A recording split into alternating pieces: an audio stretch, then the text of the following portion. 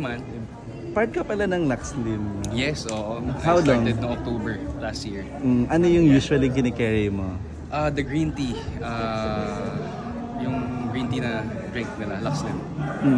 I've been drinking it lately. Ano yung magandang itulong sa'yo ng Lux Slim? Now, I'm trying to lose weight also. Na, siyempre kailangan mag-ready. Kailangan mag-summer din, you know. So, I've been drinking it since last week. I mean, hindi ko siya dati, pero ngayon mas seryoso ako to lose weight. May ba tayo, how was your preparation now? Malapit na yung wedding. So, ano na yung, how many % na yung plan? Ako, itong January talaga dapat ilatag lahat eh. Kailangan asikasuhin, di ba? With everyone from our families and friends, and yung list ng mga bisita also. Ninong, di ba naman kumpleto lahat. Pero mostly meron na. Yes, meron naman. And i-announce yun naman soon sino yung mga kasali. Are you going to show it on public or parang personal lang yung ninyo ni? Hindi pa namin hindi pa namin na siyempre of course we're gonna share it to the public. But we don't know yet kung paano pa namin gagawin.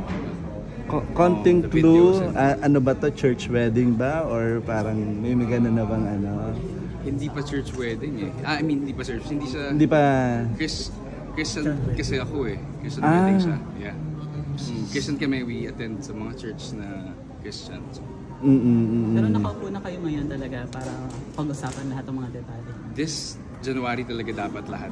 So, next week talagang kakusapin na rin namin yung mga iba and all para malatag namin dito. Most probably marami kong mga entourage na artistang friends. Yung mga best friends ko in showbiz, usually naman sila Marco, sila Patrick, si Khalil, diba? Sila yung mga talagang nakasama ko nung simula nung pumasok din ako ng showbiz. So excited ako na makasama rin sila. Outside Metro Manila or provinces? Secret. Hindi. Mas mahirap ba magplano kung sa Pilipinas or abroad ang wedding? Tingin ko parehas lang naman. It depends dun sa organizer na makukuha mo. Kasi usually naman sila yung may experience sa pag-handle ng mga ganyan. So it's gonna be more easier for them. Like sa invitation, di ba? Pag dadalhin mo lahat ng mga friends mo abroad. Saka marami rin gustong tumulong sa amin. Kaya ang sarap sa feeling na mas magaang siya. Yeah. Excited you are and Bea. Yes, of course. Gaano kayo ka-excited together? Excited kasi marami ding involved sa amin, lalo na families namin. Diba? When it comes to decision making, mas nasusunod pa si Bea? Actually, sa pagdating sa wedding, tinanong ko yun sa mga kaibigan ko eh. Kasi usually, di ba, pag nag-planning and then, tinanong ko pala muna sa organizer. Kasi sometimes, di ba, mas naiinis yung babae dahil mas hands-on sila. And tinatanong din naman kami kung ano yung mga kailangan namin gawin. Pero, tinanong ko, mas hands-on ba yung mga babae sa mga lalaki? Then tinanong ko rin yung mga kaibigan kong mga kinasal na. Mas hands-on talaga yung mga babae. Ako naman, basta alak, okay na rin ako doon. Gusto po yung naging relationship dynamic ni Bea habang nagpaplano?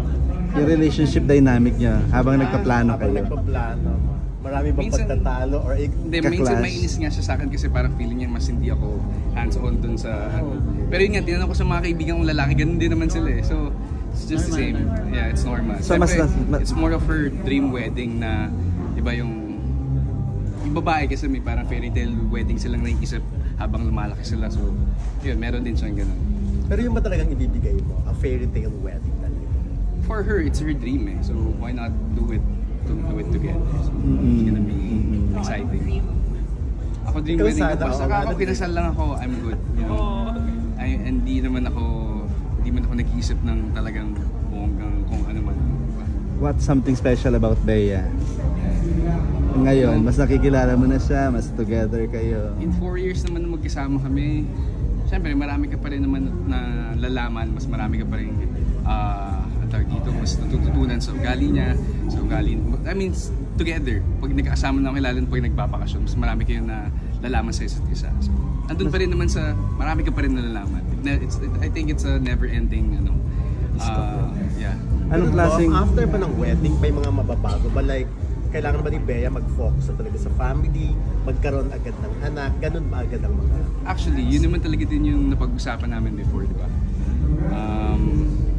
Pares naman ako may nasa tamang edad to have a family or to have a baby.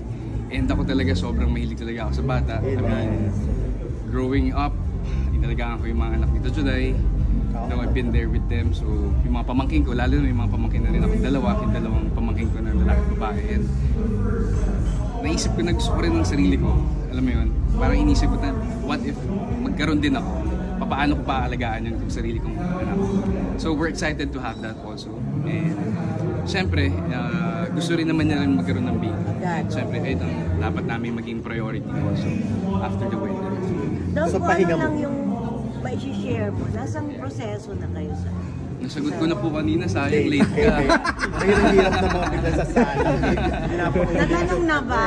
Pero yun talaga yung plans, having a baby talaga right after the wedding. Yes, so dapat gano'n. Dapat magsubok na, di ba? Kailangan maganda din.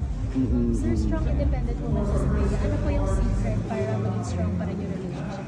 Kahit very Strong kayo independent. Siyempre, you have to listen to each other all the time. You know, kailangan may time kayo, may quality time kayo together to talk about things, talk about, you know, the now and the future also. So, ayun. Thank you guys. Thank you. Picture lang Have naman. a... Hindi na sinagot eh. Sagutin mo naman Late kaibigan ka. ko. Late ka, kuhain mo na lang dito. Picture naman. One more. Thank you guys. Thank you so much. God bless. Thank you. Don't picture tayo. Thank you.